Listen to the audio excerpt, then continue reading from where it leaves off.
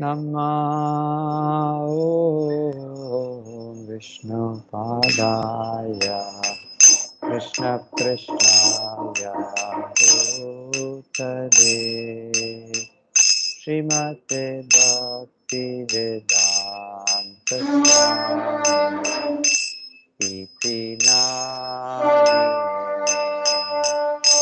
नमस्ते सारस्वते देवे गौरवाणी प्रचारिणे निर्विशेषा शून्यवादी पाश्चात्य देशतारिणे जय श्री कृष्ण चैतन्य प्रभो नित्यानंद श्री अद्वैता गदाधर श्रीवासादि गौर भक्तवृंद जय श्री कृष्ण चैतन्य प्रभु नित्यानंद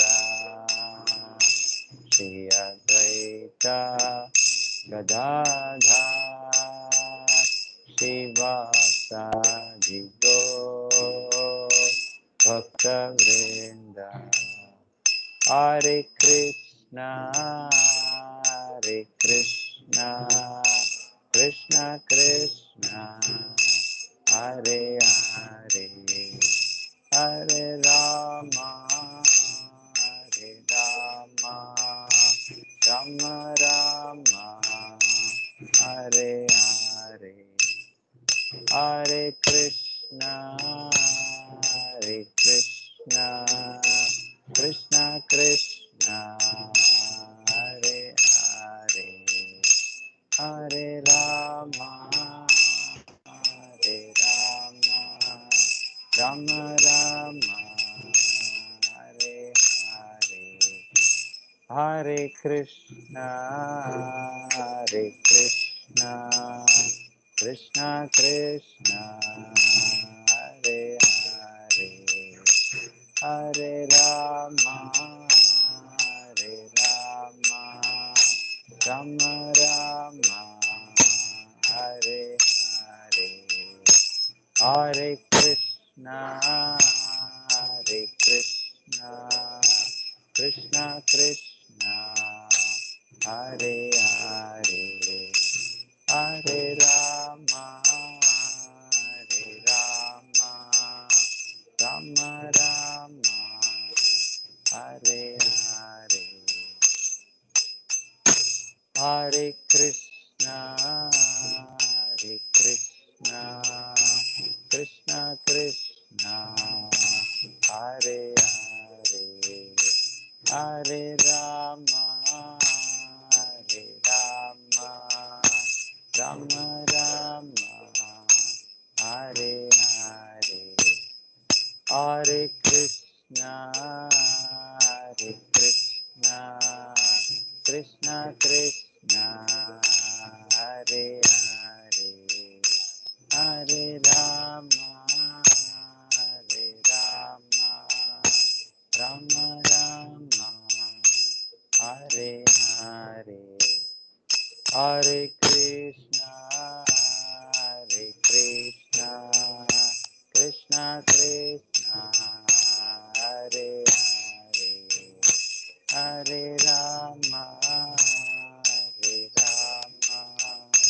राम राम हरे हरे हरे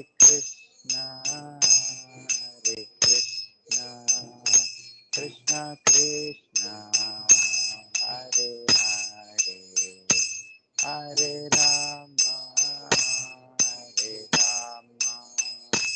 राम राम हरे हरे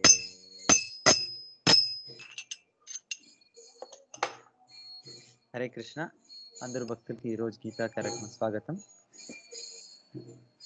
లక్ష్మీపాలిక మాతాజీ స్టార్ట్ చేస్తారా హరే మాతాజీ? కృష్ణ ప్రభుజీ.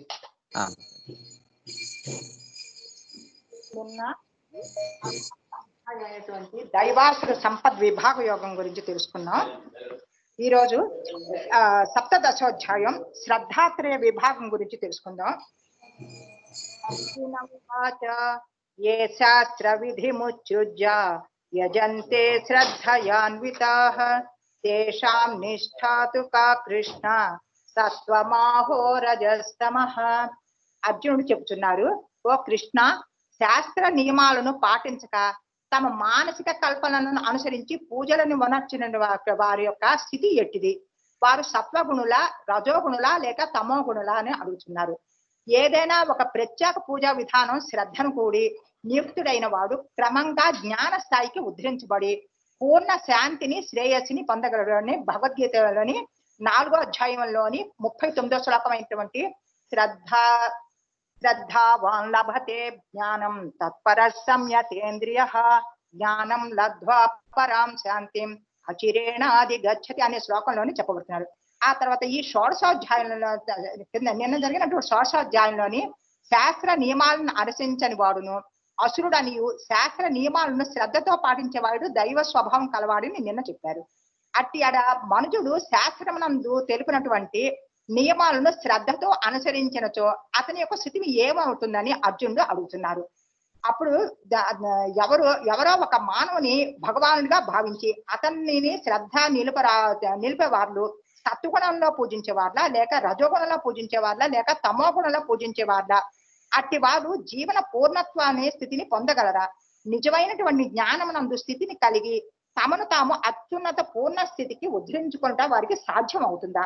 ఈ విధంగా శాస్త్ర నియమాలు ఏ మాత్రము పాటించక దేని అందో శ్రద్ధ కలిగి వివిధ దేవతలని మరియు మనుషుని పూజించేవారు తమ యత్నములందు జయమును పొందుతారా అని ఈ ప్రశ్నలన్నీ శ్రీకృష్ణ భగవాన్ అడుగుతున్నారు. శ్రీ భగవానువాచ త్రివిధ భవతి శ్రద్ధ దేహినాం స స్వభావజ సాత్వికి రాజసి చైవ తామసి చేతి తాం శృణు. శ్రీకృష్ణ భగవాన్ పలుకుతున్నారు, దేహధారి పొందినటువంటి త్రిగుణాలను అనుసరించి శ్రద్ధ సాత్వికము, రాజసము, తామసము అనే 3 విధాలుగా ఉన్నది. ఈ విషయాన్ని దాని గురించి చెప్తున్నారు. శాస్త్రం యొక్క విధి నియమాలను తెలిసి బద్ధకత్వము లేకుండా సోమరతనము కారణంగా వానిని త్యజించేవాడు ప్రకృతి గుణములతోనే ప్రభావితుడైనట్టు వాడు. పూర్వ జన్మమున సత్వ రజస్తమో గుణాలలో తాము వనరించినటువంటి కర్మలను అనుసరించి జీవులు వర్తమానమున ప్రత్యేక గుణములని పొందుతుంటారు. ప్రకృతి త్రిగుణములతో జీవునకు గల ఈ సాంగత్యము అనంతకాలంగా సాగుతున్నది. అట్టి ప్రకృతి సంగత్వ కారణంగా జీవుడు గుణ సంబంధమున వివిధ స్వభావాల్ని పొందుతుంటాడు. కానీ అతడు ఆధ్యాత్మిక గురువు యొక్క సాంగత్యాన్ని పొంది శాస్త్ర నియమ నిబంధనలు పాటిస్తే తన గుణ స్వభావం మార్చుకోగలడు. అంటే మనుషుడు క్రమంగా తమో గుణం నుండి సత్వగుణమునకు గాని లేక రజోగుణం నుండి సత్వగుణంకి గాని తన నిజస్థితిని మార్చుకోగలడు. సారాంశం ఏమిటంటే ఏదైనా ఒక ప్రత్యేక గుణంలోని గుడ్డి నమ్మకము మనుషునికి పూర్ణోత్తర స్థితికి కొనిపోలేదని చెప్తున్నారు. తత్వానురూప సర్వస్య శ్రద్ధా భవతి భారత శ్రద్ధామయోయం పురుషో యో యశ్రద్ధ స ఏవ సః. ఓ భారత, మనుషుడు వివిధ గుణముల అందలి తన స్థితిని అనుసరించి తత్ సంబంధితమైనటువంటి శ్రద్ధని పొందుతుంటాడు. అతడు పొందినటువంటి గుణములను అనుసరించి అతడు ఒకానొక శ్రద్ధను కూడి ఉన్నాడని చెప్పుతుంటారు. మానవుడు ఎటువంటి వాడైనా సరే ఒకానొక శ్రద్ధను మాత్రం తప్పకుండా కలిగి ఉంటాడు. కానీ అతడు కలిగి ఉన్నటువంటి గుణాలను అనుసరించి అతని యొక్క శ్రద్ధ సాత్వికమా, రాజసికమా లేక తామసికమా అని భావించబడవచ్చును. ఈ విధంగా తన శ్రద్ధను అనుసరించి మానవుడు ఈ గుణాలకు సంబంధించిన వారితోని సాంగత్యాన్ని పొందుతూ ఉంటారు. శ్రద్ధ సత్వగుణము వలన వృద్ధి అవుతుంది. మనుషునికి శ్రద్ధ ఏదైనా ఒక దేవత యందు గాని, కల్పిత భగవాను యందు గాని, లేదా ఏదైనా ఊహాకల్పం నందు గాని ఉండవచ్చును. మనుషుని యొక్క శ్రద్ధ పూర్ణముగా శుద్ధ సత్వమునందు స్థితిని పొందనంత వరకును భౌతిక గుణములచే ప్రభావితుడవచ్చునే ఉంటాడు. ప్రకృతి గుణములకు హృదయమునందు వ్యాపించి ఉండటచే గుణ సంపర్కమునందు హృదయ స్థితి అనుసరించి మనుషుని యొక్క శ్రద్ధ ప్రతిష్టమగుతూ ఉంటుంది. అంటే హృదయము సత్వగుణమందు స్థితి పొందినచో మనుషుని యొక్క శ్రద్ధ సత్వగుణమునందు ప్రతిష్టమై ఉన్నట్లు అవగతం చేసుకోవచ్చు. అలాగనే హృదయం రజోగుణమునందు స్థితిని పొందితే అతని యొక్క శ్రద్ధ కూడా రజోగుణమునందే ప్రతిష్ట అవుతుంది. ఒకవేళ హృదయం తమోగుణమునందు నిలిచినచో మనుషుని యొక్క శ్రద్ధ తమోగుణమందు ప్రతిష్టమై ఉంటుంది. ఈ కలుషిత ఈ విధంగా జగమునందు వివిధములైనటువంటి శ్రద్ధలు మనకి కనబడుతుంటాయి. అట్టి వివిధ శ్రద్ధల కారణంగానే వివిధ మతాలు కూడా ఏర్పడుతుంటాయని చెప్తున్నారు. యజంతే సాత్విక దేవాన్ యక్షరక్షాంసి రాజసాః భూతాన్ ప్రేతాన్ భూతగణాశ్చాన్యే యజంతే తామసా జనాః. సత్వగుణమునందు నిలిచిన వారు దేవతలను, రజోగుణమునందు నిలిచిన వారు యక్ష రాక్షసులను, తమోగుణమునందు నిలిచిన వారు భూత ప్రేతాలను పూజిస్తారు. ఈ శ్లోకంలోని శ్రీకృష్ణ భగవానుడు పలు విధములైనటువంటి అర్చనా పరుల వారి యొక్క బాహ్య కర్మలను అనుసరించి వివరిస్తున్నారు. సత్వగుణమునందు నిలిచిన వారు సాధారణంగా దేవతల్ని పూజిస్తుంటారు. బ్రహ్మ, శివుడు, ఇంద్రుడు, చంద్రుడు, సూర్యుడు వంటి దేవతల్ని, అట్టి దేవతలు ఎంతమంది ఉన్నారు. సత్వగుణమునందు ఉన్నవాడు ప్రత్యేక ప్రయోజనార్థమై ప్రత్యేక దేవతా పూజ అందు నిమగ్నుడవుతాడు. అదే విధంగా రజోగుణమునందు ఉన్నవారు దానవులను పూజిస్తారు. తమోగుణమందు ఉన్నవారు భూత ప్రేతాలను పూజిస్తారు. ఈ శ్లోకంలో స్పష్టంగా తెలియబడుతున్నది. కొన్నిసార్లు జనులు సమాధుల్ని కూడా పూజిస్తుంటారు. మారుమూల గ్రామాల్లోని భూతాలు పూజించిన వారు కొంతమంది ఉంటారు. అడవిలోని ఏదైనా ఒక చెట్టు మీద భూతం ఉన్నదనే విషయాన్ని తెలిస్తే వారు అక్కడికి ఎగి ఆ వృక్షమును పూజించి బలిని కూడా వసుకుతూ ఉంటారు. ఇది సాధారణంగా నిమ్మన జాతులలో మనకి కనిపిస్తుంటుంది. ఈ విధమైనటువంటి పూజలన్నీను భగవత్ పూజలు కాచాలువు. శుద్ధ సత్వమునందు దివ్యంగా నెలకొని ఉన్న వారికే భగవత్ పూజ నిర్దేశమై ఉన్నది. శ్రీమద్ భాగవతంలోని సత్వం విశుద్ధం వసుదేవ శబ్దితం అని తెలియబడింది. అంటే శుద్ధ సత్వం నందు నిలిచిన వాడే దేవదేవుడు అనేటువంటి శ్రీకృష్ణుని పూజించగలడని భావము. అత్ర విహితం ఘోరం తప్యంతే ఏ తపోజనాః దంభాహంకార సంయుక్తాః కామరాగ బలాన్వితాః కర్షయంతః శరీరస్థం భూతగ్రామమచేతసః మాం చైవాంతః శరీరస్థం తాన్ విద్యాన్ సురనిశ్చయాన్. శాస్త్ర విహితములు కానటువంటి తీవ్రమైనటువంటి తపస్సులను దంభాహంకారాలతో వరల్చేవారును, కామరాగాలతో ప్రేరేపించబడేవారును, అచేతనులై దేహమును మరియు దేహమునందున్నటువంటి పరమాత్మను కూడా కష్టపెట్టేవారును వారు అసురులుగా తెలియబడతారు. ఉదాహరణకి న్యూనమైనటువంటి రాజకీయ ప్రయోజనార్థమై వర్ణించేటువంటి ఉపవాసాలు శాస్త్రమునందు తెలియబడలేదు. ఉపవాసం అనేది సాంఘిక రాజకీయ ప్రయోజనాలు కాకుండా ఆధ్యాత్మిక ఉన్నతి కొరకే శాస్త్రాలు ఉపదేశించబడ్డాయి. భగవద్గీతను అనుసరించి అలాంటి తపస్సులు వర్ణించేవారు నిజంగా అసుర స్వభావం కలవారి. అట్టి వారి యొక్క కర్మలు సదా అశాస్త్ర విహితములై ఉంటాయి. అసుర ప్రవృత్తి కలవారు ఈ విధానము ద్వారా శత్రువులకు గాని ఎదుటి పక్షం వారిని గాని బలవంతంగా తన కోరికకు లొంగునట్లుగా చేసుకొందమని తలచుచూ ఉంటారు. ఈ కార్యము శ్రీకృష్ణ భగవానుడు ఆమోదించలేదు. శ్రీకృష్ణ భగవానుతో తనకు ఉన్నటువంటి సంబంధాన్ని తెలియలేక వారు జన్మ జన్మలలోని దాన గుణాలతోనే జీవిస్తూ ఉంటారు. అయినా సరే ఒకవేళ అట్టి వారు వేద జ్ఞాన మార్గమున నిర్దేశమును గూర్చి గురువుచే వేద నిర్దేశమును పొందగలిగినంతనే భాగ్యవంతులైనచో ఆ బంధము నుండి ముక్తిని పొంది అంచమున పరమ గమ్యాన్ని పొందగలుగుతారు. ఆహారస్త్వపి సర్వస్య త్రివిధో భవతి ప్రియః యజ్ఞ తపస్తథా దానం తేషాం భేదమిమం శృణు. త్రిగుణాలను అనుసరించి మనుషుడు భుజించే ఆహారం కూడా 3 విధాలుగా ఉంటుంది. అట్లే యజ్ఞము, దానము, తపస్సు కూడా 3 విధాలుగా ఉంటాయి. ఇప్పుడు వాటి నడుమ గల భేదాన్ని తెలుసుకుందాం. ప్రకృతి త్రిగుణముల ఎందలి వివిధ స్థితులను అనుసరించి ఆహారము, యజ్ఞాచరణము, తపస్సు, దానములలోని ఉండే భేదాలు ఉంటాయి. అన్ని రకములైనటువంటి ఆహారాలు, యజ్ఞము, దానములు సమానమేమని భావించుతూ భేదమును కాంచని వాళ్ళు 3లుగా చెప్పబడుతుంటారు. ఆయు సత్వ బలారోగ్య సుఖ ప్రీతి వివర్ధనాః రస్యా స్నిగ్ధా స్థిరా హృజ్యాః ఆహార సాత్విక ప్రియాః. ఆయు ప్రమాణమును పెంచినవిను, జీవనమును పవిత్రము వనొచ్చినవిను, బలమును, ఆరోగ్యాన్ని, ఆనందాన్ని, తృప్తిని కలిగించినవి అయినటువంటి ఆహారాలు సత్వగుణ ప్రధానులుగా ప్రియమైనగా చెప్పవచ్చును. అట్టి ఆహారాలు రసపూర్ణములను పుష్టికరములను ఆరోగ్యకరములను మనోప్రీతికరములు అయి ఉంటాయి.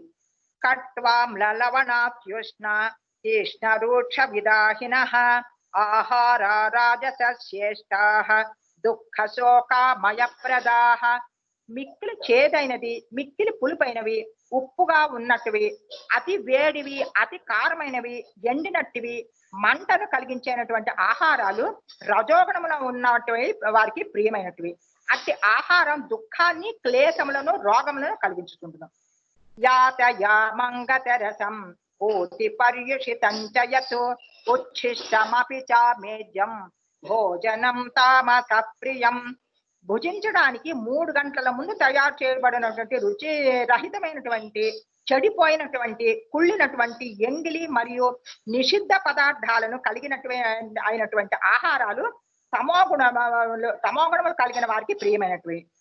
ఆయుష్ను వృద్ధి చేయుటకు, మనస్సును పవిత్రము అనొచ్చుట, దేహానికి శక్తిని కలిగించుటే ఆహారం యొక్క ప్రయోజనమై ఉన్నది. ఆరోగ్యానికి దోహదమైనటువంటి ఆయువును వృద్ధించినటువంటి పాలు, బియ్యము, గోధుమలు, పండ్లు, చక్కెర, కూరగాయలు వంటి ఆహార పదార్థాలను స్వీకారయోగ్యములుగా పెద్దలు పూర్వము నిర్ణయించింది. అట్టి ఆహారం సత్వగుణం నందున్న వారికి మిక్కిలి ప్రియతముగా ఉండును. కొవ్వు పదార్థాలు అత్యంత అద్భుత ఆహారమైనటువంటి క్షీర రూపంలో లభించుతున్నవి. పాలు, వెన్న, మీగడ వంటి జంతువుల యొక్క కొవ్వును వేరొక రూపమును అందించుతున్నవి.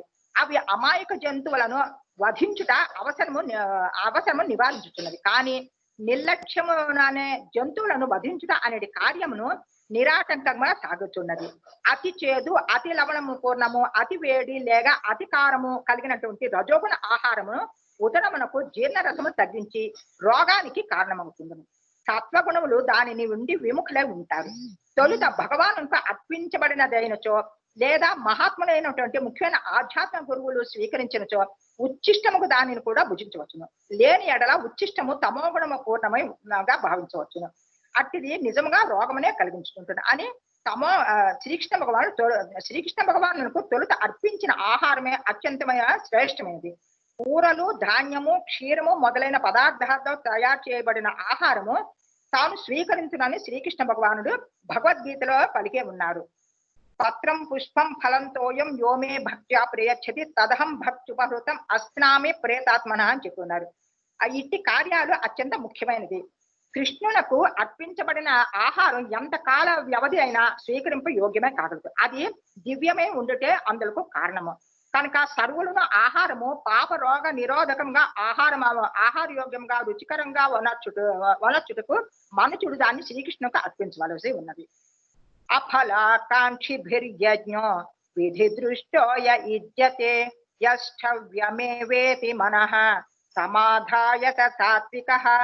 శాస్త్ర నిర్దేశానుసారము తమ విధి అని తలచబడుచు ఫలమును కోరని వారిచే చేయబడినటువంటి యజ్ఞమునందు సాత్విక యజ్ఞం అని చెప్పబడుతుంది.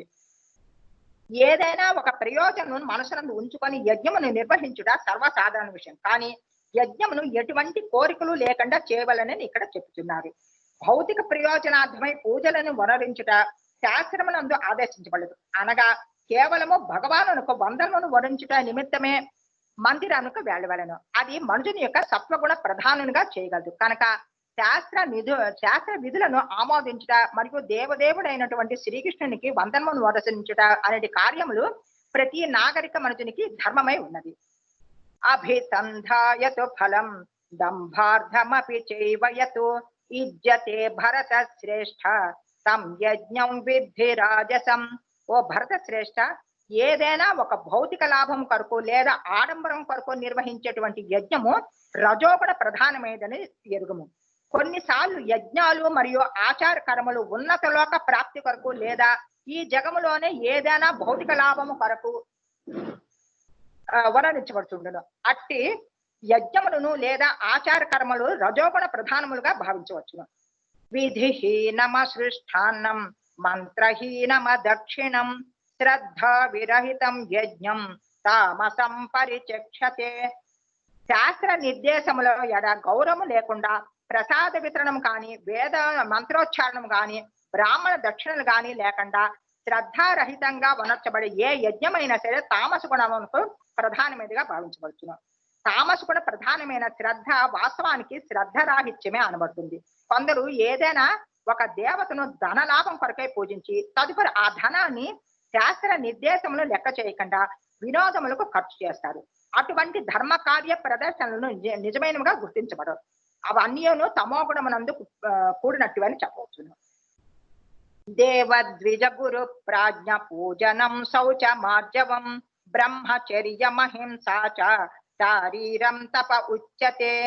దేవదేవుడు బ్రాహ్మణులు ఆధ్యాత్మిక గురువు పూజనీయులు అనేటువంటి తల్లిదండ్రులు మొదలగు వారిని పూజించుట, శుచిత్వము సరళత్వము బ్రహ్మచర్యము అహింస అనునవి శారీరక తపస్సు అని చెప్పబడుతుంది.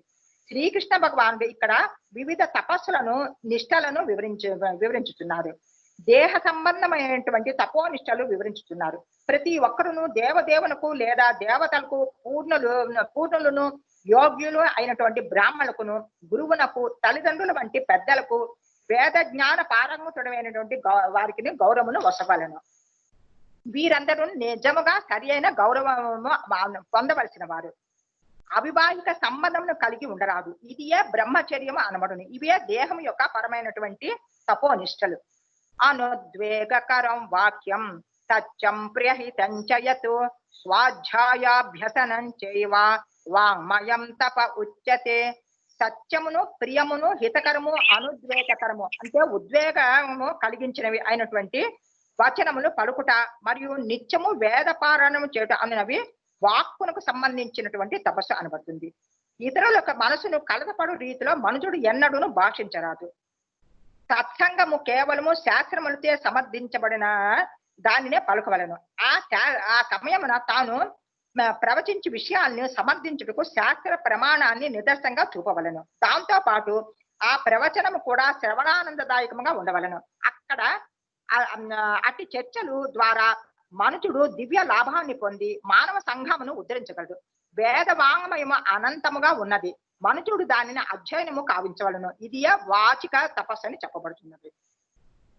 మన ప్రసాద సౌమ్యత్వం మౌనమాత్మ వినిగ్రహ భావ సంశుద్ధిరిచేతు తపో మానసముచ్యతే. తృప్తి సరళత్వము మౌనము ఆత్మ నిగ్రహము అస్తిత్వము పవిత్రము వనర్చుట అనునవి మానసిక తపస్సులని చెప్పబడుతుంటాయి.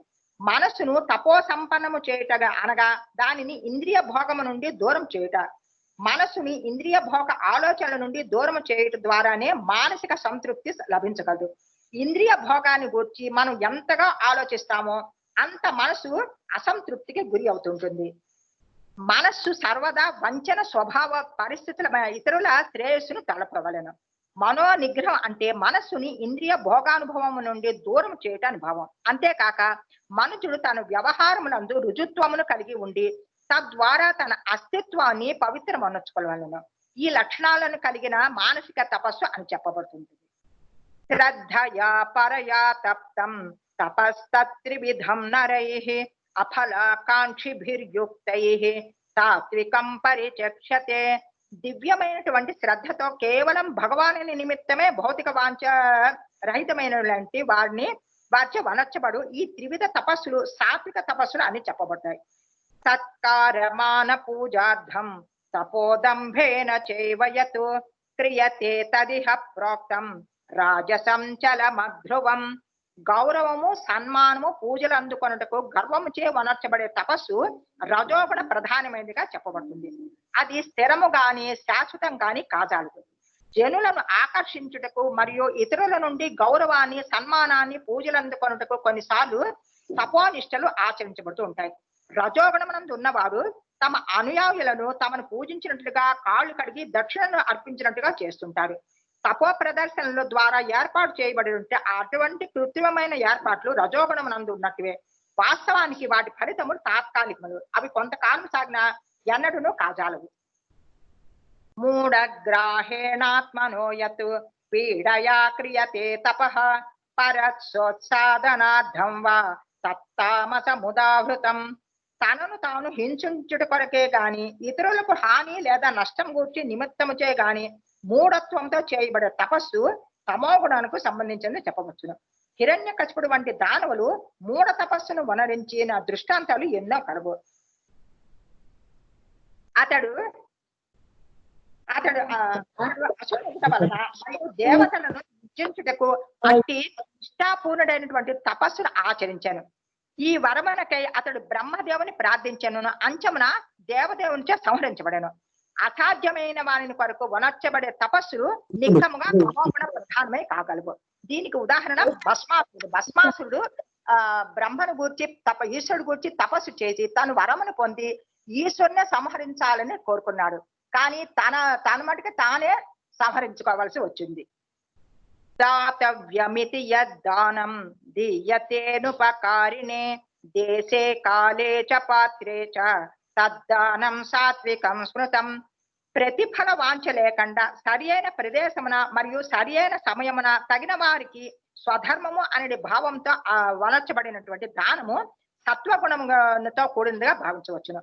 ఆధ్యాత్మిక కర్మల యందు నియుక్తుడైనటువంటి వాడికి దానము వసగలను అని వేదములోని ఉపదేశించబడుతున్నది. విచక్షణారహిత దానము దాని యందు ఉపదేశించబడలేదు. దానమును తీర్థయాత్రలందు గాని గ్రహణ సమయంలో గాని మాసాంతమున గాని యోగ్యుడైనటువంటి బ్రాహ్మణునికి గాని భక్తునికి గాని దేవాలయానికి గాని వసగవలను అని ఉపదేశించబడింది. అటువంటి దానము ప్రతిఫలాపేక్ష రహితంగా వనర్చవలను. ధనహీనులు కొన్ని మార్లు కరుణా స్వభావంతో దానం ఒసిగినను దానమును గ్రహించేవాడు పాత్రుడు కానిచో అట్టి దానము ఆధ్యాత్మిక పురోగతికి దోహమోదము కాగజాలదు. అంటే విచక్షణారహిత దానము వేదములందు ఉపదేశించబడలేదు. ఎత్తు ప్రత్యుపకారార్థం ఫలముద్దిశ్య వా పునః దీయతే చ పరిక్లిష్టం తద్దానం రాజ సంస్కృతం. ప్రతిఫల వాంఛతో గాని సకామ ఫల వాంఛతో గాని అయిష్టతతో గాని వర్ణించబడే దానం రజోగుణానికి కూడినట్టుగా చెప్పవచ్చును. దానం కొన్నిసార్లు స్వర్గలోక ప్రాప్తి కొరకు గాని అతి కష్టముతోనూ మరియు ఎందుకు నేను ఈ విధంగా ఇంత ఖర్చు చేసేది అని పశ్చాత్తాపంతో కానీ వర్ణించబడుతుంది. మరికొన్ని సార్లు అధికారి యొక్క విన్నపమును అనుసరించి మొహమాటంతోనే అది చేయబడుతుంది. ఇటు దానాలన్నీ రజోగుణమునకు సంబంధించినగా చెప్పవచ్చును. అదేశ కాలే యద్దానం అపాత్రేభ్యశ్చ దీయతే అసత్కృతమవజ్ఞాతం తత్తామసముదావృతం. అపవిత్రమైనటువంటి ప్రదేశమునందు గాని తగని సమయంలో గాని అపాత్రులకు గాని వసకబడినటువంటిది లేదా తగినటువంటి శ్రద్ధ మరియు గౌరవం లేకుండా వసకబడినట్టు వాటివి దానాన్ని తమోగుణ ప్రధానంగా చెప్పబడుతుంది. మత్తు పదార్థాలు స్వీకరించి నిమిత్తం గాని జూతము నిమిత్తం గాని చేయబడు దానం అవి ఇక్కడ ప్రోత్సహించబడలేదు. అటువంటి దానము తమోగుణ ప్రధానమైన లాభదాయకము కాకుండాను పైగా అటువంటి దానం చేయటం వల్ల పాపులను ప్రోత్సహించినట్టే అవుతుంది. ఓం తత్సదితి నిర్దేశో బ్రహ్మణ త్రివిధ స్మృత బ్రాహ్మణాస్తేన వేదాశ్చ యజ్ఞాశ్చ విహితా పురాః. సృష్టి ఆరంభం నుండి ఓం తత్ సత్ అనే 3 పదాలు పరతత్వాన్ని సూచించుటకు వాడబడినవి. వేద మంత్రాలను ఉచ్చరించేటప్పుడు పరబ్రహ్మ ప్రీత్యర్థమై యజ్ఞాచరణము కావించినప్పుడు ఈ 3 సంజ్ఞా పదాలను బ్రాహ్మణులచే ఉపయోగించబడుతుంటాయి. తపస్సు, యజ్ఞము, దానము, ఆహారము అనునవి సాత్విక రాజస తామసము అనే 3 రకాలుగా ఇంతవరకు వివరించబడింది. ఈ విధంగా ప్రథమ, ద్వితీయ, తృతీయ తరగతులకు చెందిన వారు అవి ప్రకృతి జన్యములైనటువంటి త్రిగుణాలతో బంధించబడినట్టుగా అవుతాయి. కానీ ఓం తత్ సత్ అనేది ఈ 3 పదములను ముఖ్యంగా పరతత్వమైనటువంటి దేవదేవుని సూచిస్తుంటాయి. ఓం తత్ సత్ అనే 3 పదాలను భగవాను యొక్క పవిత్ర నామంతో సంయుక్తంగా వాడబడుతుండను. ఓం తద్విష్ణు అనునది అందులకు ఒక ఉదాహరణ. అంటే వేద మంత్రము కానీ భగవానికి నామమును కానీ ఉచ్చరించేటప్పుడు తొలుత ఓంకారాన్ని జత చేయబడుతుంటుంది. దేనినైనా సరే వేద మంత్రాలకు ఇదే సూచన. అట్టి ఆ 3 పదాలను వేద మంత్రం నుండే గ్రహించబడినవి. ఓం ఇచ్చేతద్ బ్రహ్మణో వేదిష్టం నామ అను ఋగ్వేద మంత్రంలో ఓంకారమును, తత్వమసి అనే ఛాందోగ్యోపనిషత్తు మంత్రంలోని తత్ అనే పదాన్ని, తదేవ సౌమ్య అను ఛాందోగ్యోపనిషత్తులోని మంత్రమే సత్ అనే పదాన్ని సూచిస్తాయి. ఈ 3 యొక్క కలయికే ఓం తత్ సత్ అని. దానిని తొలి జీవుడైనటువంటి బ్రహ్మదేవుడు పూర్వం యజ్ఞం ఆచరించినప్పుడు ఆ దేవదేవుని ఈ 3 పదాలతోనే సూచించాను. అదే నియమం పరంపరంగా ఆచరించబడే వస్తున్నది. తస్మాదో మిచ్యుతం హృత్య యజ్ఞదాన తపక్రియాః ప్రవర్తంతే విధానోక్తాః సతతం బ్రహ్మవాదినాం. కనుకనే శాస్త్ర నియమానుసారము యజ్ఞము, దానము, తపములు చేపట్టే తత్వజ్ఞులు పరమ పురుషుని పొందడానికి వాటిని ఓంకారంతో ప్రారంభిస్తారు. ఋగ్వేదం ఓం తద్విష్ణు పరమం పదం అని పలుకుతున్నది. అంటే విష్ణు పాద పద్మాలే దివ్య భక్తికి స్థానాలు. దేవదేవుడైనటువంటి శ్రీకృష్ణ కొరకు వనర్చబడినటువంటి ఏదైనా సరే కర్మలు యందు సంపూర్ణత్వమును నిశ్చయంగా సిద్ధింపజేస్తుంది. తదిచ్చనభిసంధాయ ఫలం యజ్ఞ తపక్రియాః దాన క్రియాశ్చ వివిధాః క్రియంతే మోక్షకాంక్షిభిః. ఫలాపేక్ష రహితంగా ప్రతి వారును యజ్ఞము, తపస్సు, దానమును తత్ అనే పదాన్ని కూడి వనరించాలి. భౌతిక బంధనము నుండి విడుదలను పొందుటయే అట్టి ఆధ్యాత్మిక కర్మల యొక్క ముఖ్య ఉద్దేశము. దివ్యమైనటువంటి ఆధ్యాత్మిక స్థితిని ఉద్ధరించబడవాలని అనొచ్చు. మనుషుడు భౌతిక లాభం కొరకే వర్తించకూడదు. అంటే భగవద్ధామము చేరుట అనే చరమ లాభం కొరకే సమస్త కర్మలను వర్ణించాలి. సద్భావే సాధుభావే చ తదిచ్చే తత్ప్రయుజ్యతే ప్రశస్తే కర్మణి తథా సచ్చబ్దః పార్థయుజ్యతే యజ్ఞే తపసి దానే చ స్థితిః సదితి చోచ్యతే కర్మ చైవ తదధీయం సదిచ్చేవాభిధీయతే. భక్తియుక్త సేవా యజ్ఞమునకు పరమ లక్ష్యమైనటువంటి పరతత్వము సత్ అనే పదంతోని సూచించబడుతుంది.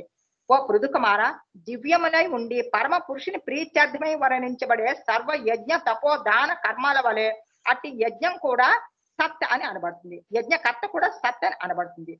గర్భమునందు చేరుటకు మొదలుగా జీవితాంతం వరకును కూడా మనుషుని యొక్క జీవన పవిత్రీకరణ కోసం వేదవాంగ్మయంలో ఎన్నో శుద్ధి కర్మలు ఉపదేశించబడి ఉన్నాయి. కర్మణి అనే పదము దాన్ని కర్మణి అనే పదం సూచిస్తున్నది. జీవుని యొక్క చర్మ మోక్షమునకై అట్టి పవిత్రీకరణ విధానము అవలంబించబడుతుంటుంది. ఓం తత్సత్ అనే మంత్రమును ఉచ్చరించవలనని ఉపదేశించబడింది. అక్కడ సద్భావే మరియు సాధుభావే అనే పదాలు ఆధ్యాత్మిక స్థితిని సూచిస్తున్నాయి. కృష్ణ భక్తి భావనలో వర్తించడం సత్వము అనబడగా కృష్ణ భక్తి రసభావితుడైన భక్తుడు సాధువు అని పిలువబడతాడు. సత్సంగమును లేనిదే ఎవరును ఆధ్యాత్మిక జ్ఞానాన్ని పొందలేరు. మంత్ర దీక్షను వసగినప్పుడు గాని, యజ్ఞోపవీత ధారణ చేయనప్పుడు గాని గురువు ఓం తత్ సత్ అనే పదాన్ని ఉచ్చరిస్తాడు. అదే విధంగా అన్ని రకములైన యజ్ఞమునందు లక్ష్యము ఓం తత్ సత్ అనబడే తదధీయం అను పదము శ్రీకృష్ణ భగవానికి సంబంధించిన సేవా కార్యాలను సూచిస్తాయి. అంటే ప్రసాదము తయారు చేయుట, మందిర కార్యక్రమాలను సహకరించుట, శ్రీకృష్ణ భగవాన్ కీర్తిని ప్రచారం చేయటం వంటి సేవలన్నిటికీ అది సూచిస్తుంది. అశ్రద్ధయాహుతం దత్తం తపస్తప్తం కృతం చయతు అసదిచ్యుచ్యతే పార్థ నచ తత్ప్రేచనో ఇహ. ఓ పార్థ, పరమ పురుషుని యందు శ్రద్ధ లేకుండా వనర్చినటువంటి యజ్ఞము, దానము లేక తపస్సు అనేది అశాశ్వతమైనది, అసత్ అని పిలువబడుతుంది. అట్టి కర్మ ప్రస్తుత జన్మలోను రాబో జన్మలందు కూడా నిరుపయోగమే కాగలదు. ఆధ్యాత్మిక లక్ష్యము లేకుండా వనర్చబడేది ఏదైనా సరే వాస్తవానికి వ్యర్థమైనదే. అటువంటి కర్మ యజ్ఞమైనా, దానమైనా లేక తపస్సు అయినా సరే నిరుపయోగమే కాగలదు. వాస్తవానికి ప్రతి కర్మ శ్రీకృష్ణ భగవాని నిమిత్తమై కృష్ణ భక్తి భావనలో వనర్చవలని చెప్తున్నారు. ప్రతి ఒక్కరూ కృష్ణ భక్తి రసభావనను ప్రత్యేకంగా స్వీకరించవాలనని ఈ 7వ అధ్యాయం యొక్క ముఖ్య సందేశమై ఉన్నది. గీతా పాఠము త్రిగుణాలను అధిగమించి మానవుడు విశుద్ధ తత్వమునకు చేరుకొనుటకు ప్రయత్నించవాలని చెప్తున్నారు. హరే కృష్ణ ప్రభుజీ. హరే కృష్ణ మాతాజీ. ధన్యవాదం మాతాజీ.